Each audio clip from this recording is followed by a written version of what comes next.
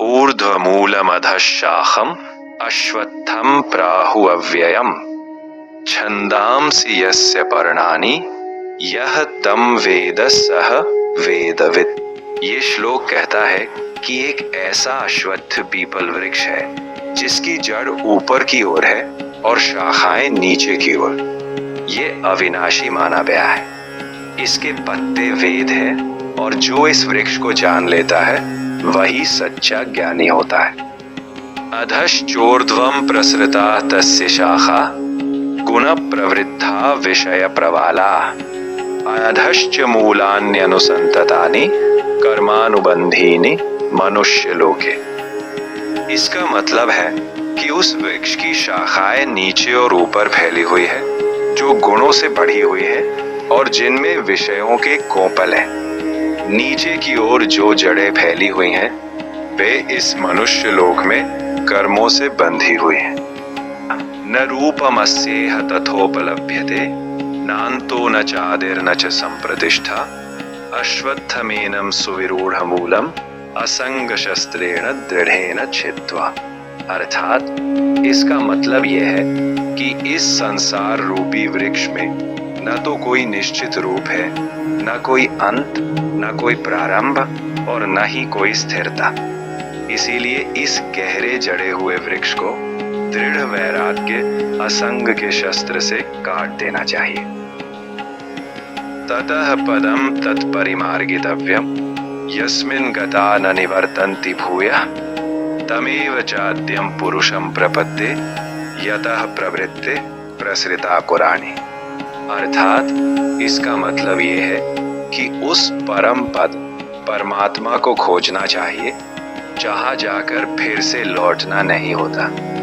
मैं उसी आदि पुरुष परमात्मा की शरण लेता हूं जिससे ये पुरानी सृष्टि प्रवाहित हुई है। 5वां श्लोक। निर्माण मोहाजित संग दोषा अध्यात्म नित्या विनिवृत्त कामा द्वंद्वैर्विमुक्ता सुख दुख संज्ञै गच्छन्त्यमूढ़ा पदमव्ययम् तत्।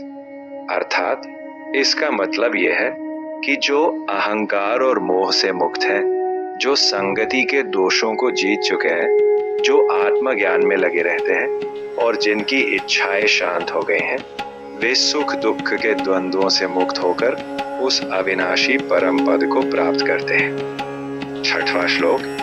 न तद् भासयते सूर्यो न शशांको न पावकः यद् गत्वा न निवर्तन्ते तद्धाम परमं मम। अर्थात इसका मतलब यह है कि वो परम धाम ऐसा है जिसे सूर्य, चंद्रमा या अग्नि प्रकाशित नहीं करते। जो वहां पहुंच जाता है वो फिर वापस नहीं लौटता, वही मेरा परम धाम है। 7वां श्लोक। ममैवांशो जीवलोके जीवभूतः सनातनः मनः षष्ठानि इंद्रियाणि प्रकृतिस्थानि कर्षति। अर्थात इसका मतलब यह है कि ये जीवात्मा जो इस संसार में जीव रूप में है वो मेरा ही सनातन अंश है। ये प्रकृति में स्थित मन और 6 इंद्रियों को लेकर कार्य करता है। अब 8वां श्लोक। शरीरम यदवाप्नोति यच्चाप्युत्क्रामति ईश्वरः गृहीत्वैतानि संयाति वायुर्गंधानि वाशयात्। अर्थात इसका मतलब यह है कि जब ये जीवात्मा एक शरीर को छोड़कर दूसरा धारण करता है तब ये मन और इंद्रियों को साथ ले जाता है, जैसे वायु सुगंध को अपने साथ ले जाती है। 9वां श्लोक। श्रोत्रम चक्षुः स्पर्शनम च रसनम घ्राणमेव च अधिष्ठाय मनश्चायं विषयानुपसेवते। अर्थात इसका मतलब यह है कि ये जीवात्मा कान, आंख, स्पर्श, जीभ और नाक को अधिष्ठान बनाकर मन के सहारे विषयों का अनुभव करता है। 10वां श्लोक। उत्क्रामंतम स्थितम वापि भुंजानम वा गुणान्वितम विमूढ़ानानुपश्यन्ति पश्यन्ति ज्ञानचक्षुषः।